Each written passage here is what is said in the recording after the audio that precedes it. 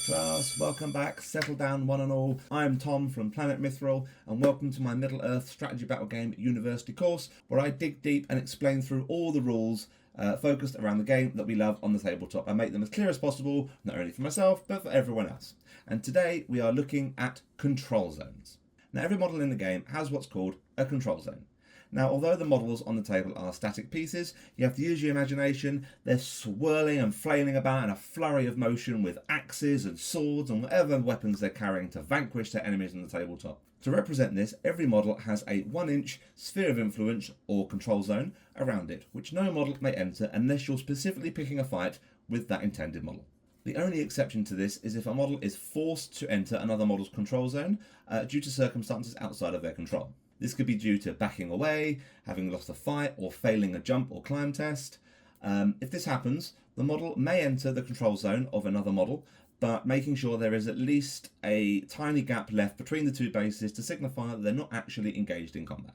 It's very important to remember here that a model cannot actively choose to enter another model's control zone unless you're charging. It can only do this if you are forced to do so, and there's no other way of getting around this particular scenario. Help! I've been forced into a model's control zone and I'm about to activate my army and I've no idea what to do with this model. Well, in this instance, a model does have a few choices to try and rectify the situation and get out of dodge. The model may remain where it is and forego its movement. Not generally a fun thing to happen, but, needs must when you're in that situation.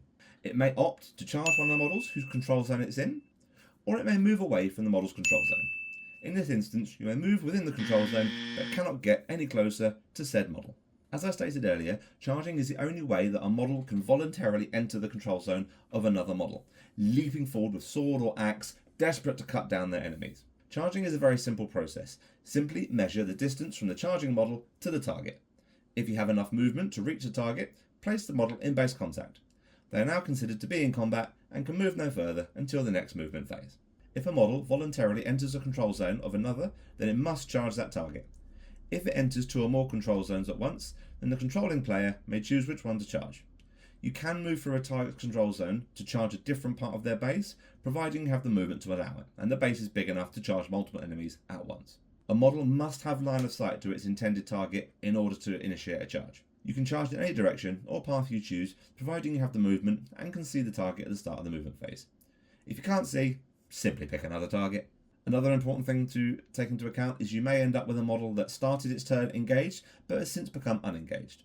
This is either due to a throwing weapon, magical power, or some other means that has got rid of the model it's currently fighting. If this happens and you haven't already gone past the model's chance to move, then you can move the model as normal. And this is where the game of chess, when it comes to moving your models, can really start to become apparent. The order in which you move your models can prove very, very important to how a turn plays out, as you may find that by moving some models in a particular order, you free up ones to charge that maybe weren't eligible to charge at the start of the turn.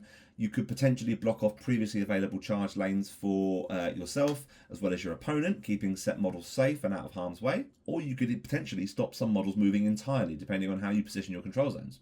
A good general's always got their eye on their army the whole time.